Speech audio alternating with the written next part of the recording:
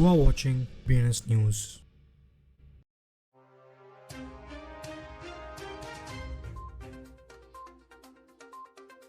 Welcome to today's crypto news. चलिए पहले देखते हैं आज की हेडलाइंस। रशिया ने पिछले साल में $3 बिलियन से ज्यादा बिटकॉइन माइन किए। सैंक्शंस के बीच टैक्स रेवेन्यू बढ़ाया।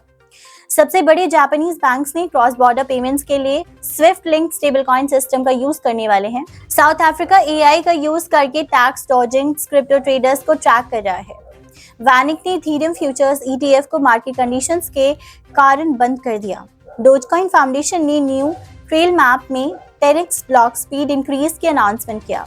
मेटा माफिया ने एनएफटी एक्सपीरियंस को बूस्ट करने के लिए ऑर्डलर के साथ पार्टनरशिप की। मार्लिन ने U2DPN के साथ पार्टनरशिप करके डिसेंट्रलाइज्ड वीपीएन सिक्योरिटी और स्केलेबिलिटी को एनहांस करने का अनाउंसमेंट किया।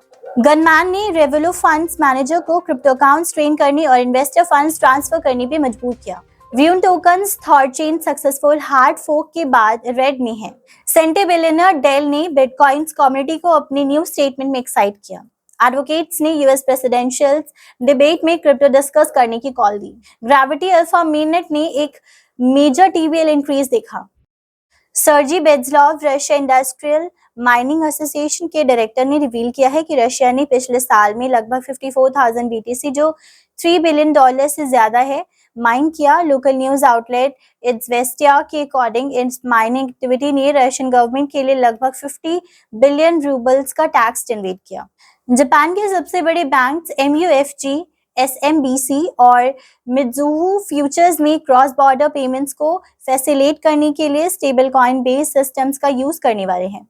यह initiatives project PACS correspondent banks को ब्लॉकचेन स्ट्रैटेजी टेक्नोलॉजी से रिप्लेस करता है जो स्विफ्ट के लिंक्ड है, ताकि यूजर्स कन्वेंशनल बैंकिंग रेल्स का यूज करके पेमेंट्स को इनिशिएट कर सके। South African government cryptocurrency trading पर अपनी ग्रिप को टाइटन कर रही है। Tax authorities tax notices issue कर रही है और रेगुलेशंस को क्लैरिफाई कर रही है। शायद एआई का यूज करके नॉन कंप्लायंट ट्रेडर्स को आइडेंटिफाई करने के लिए सेंट्रल बैंक ने क्रिप्टो परचेजेस के लिए रूल्स क्लैरिफाई किए हैं। इंडिविजुअल्स को लिमिटेड इन्वेस्टमेंट्स की परमिशन दी है, लेकिन कंपनीज को रिस्ट्रिक्ट किया है। फ्राइडे को एसेट मैनेजमेंट फर्म्स और exchange traded funds issuer Vanik ने अपने इथेरियम फ्यूचर्स ETF को लिक्विडेट करने का डिसीजन अनाउंस किया। ऑफिशियल रिलीज के अकॉर्डिंग शेयर होल्डर्स को फंड से लिस्टिंग एक्सचेंज पर अपने शेयर्स बेचने का मौका मिलेगा। मार्केट क्लोज तक September 16, 2024। डोजकॉइन फाउंडेशन ने अपने development trail mail Dogecoin foundations ने अपने डेवलपमेंट ट्रेल मैप में एक मेजर अपडेट रिवील किया है। इस अपडेट में प्रोजेक्ट साकुरा का अनाउंसमेंट है, जो कि एक प्रोटोकॉल अपग्रेड है जो ब्लॉक स्पीड को 10-fold इंक्रीज करेगा, ब्लॉक साइज को भी सिमिलरली बढ़ाएगा और मैक्सिमम डिसेंट्रलाइजेशन इंश्योर करेगा। एक डेवलपमेंट जो कम्युनिटी में वाइब्रेंट डिस्कशंस को स्पार्क कर रहा है। मेटा माफिया ने ऑर्बलर्स के साथ एक नई पार्टनरशिप अनाउंस की है। मेटा माफिया ने न्यूज अपने ऑफिशियल एक्स अकाउंट के जरिए रिवील किया। ये कोलैबोरेशन दोनों कंपनीज के लिए एक एक्साइटिंग डेवलपमेंट है। इस कोलैबोरेशन का एम है एनएफटी एक्सपीरियंस को एनहांस करना एंथुसियास्ट और इनोवेटर्स के लिए डिजिटल एसेट स्पेस में। मार्लिन के U2DPN के साथ एक स्ट्रैटेजिक पार्टनरशिप अनाउंस किया है ताकि सिक्योरिटी, स्केलेबिलिटी और यूजर एक्सपीरियंस को एनहांस किया जा सके। ये स्ट्रैटेजिक पार्टनरशिप दो लीडिंग फिनटेक फर्म्स के एडवांस टेक्नोलॉजीज को कंबाइन करती है ताकि डिसेंट्रलाइज फाइनेंस के सिक्योरिटी एंड स्केलेबिलिटी को रिवोल्यूशनाइज किया जा सके।